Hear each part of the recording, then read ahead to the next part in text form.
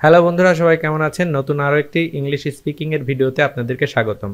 অনেকে কনফিউজড হয়ে যান যে কিভাবে ইংলিশ স্পিকিং এর জন্য বাক্য গঠন করব বা কিভাবে বলবো, আমি ইংরেজিতে কিভাবে বলবো, বাক্যটা কেমন হবে, মিলবে কিনা, এই ধরনের অনেকে কনফিউজডে থাকেন।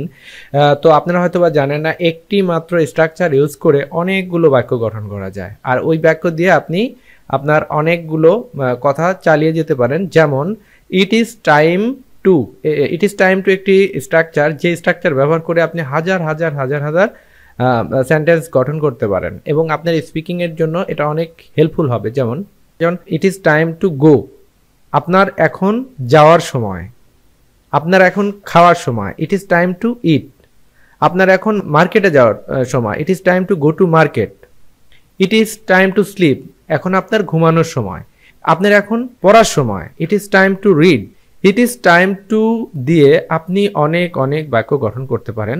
তো তাহলে এখনই নোট ডাউন করে রাখুন, it is time to, it is time to, it is time to go, it is time to work, it is time to sleep, it is time to study, it is time to go to visit, it is time to go to my friend's house, it is time to go to college।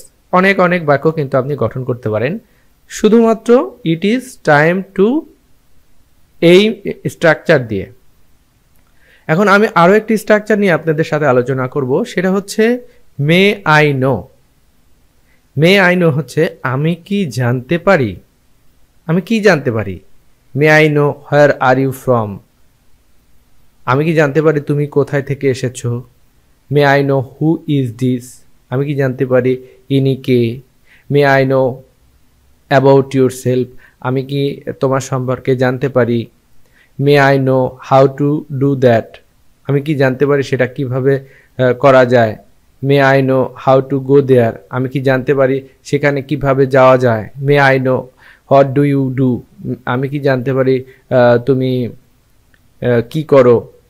একটি মাত্র শব্দ সিম দিয়ে আপনি অনেকগুলো বাক্য গঠন করতে পারেন স্পিকিংয়ের জন্য। যেমন you seem to be happy, তোমাকে দেখে মনে হচ্ছে তুমি সুখী। He seems to be a doctor, তাকে দেখে মনে হচ্ছে সে একজন ডক্টর। হি সিমস, এখানে এস যুক্ত করা হয়েছে থার্ড পারসনের জন্য। It seems that you are unhappy, দেখে মনে হচ্ছে তুমি অসুখী। It seems that you are happy, দেখে মনে হচ্ছে তুমি সুখী। It seems that it is very hard, দেখে মনে হচ্ছে এটা খুবই কঠিন। এই ধরনের আরও অনেক বাক্য গঠনের জন্য বা অনেক স্ট্রাকচার রয়েছে, যেগুলো আমি পরবর্তী টিউটোরিয়ালে নিয়ে আসব। আর আমার এই ভিডিওতে অবশ্যই কমেন্ট করে জানাবেন এই ভিডিওর স্ট্রাকচার দুটি কেমন লেগেছে। এই দুটি স্ট্রাকচারের মধ্যে কোন স্ট্রাকচার দিয়ে আপনি সবচেয়ে বেশি বাক্য গঠন করতে পেরেছেন, প্লিজ আমাকে কমেন্ট করে জানাবেন। Thanks for enjoying the video.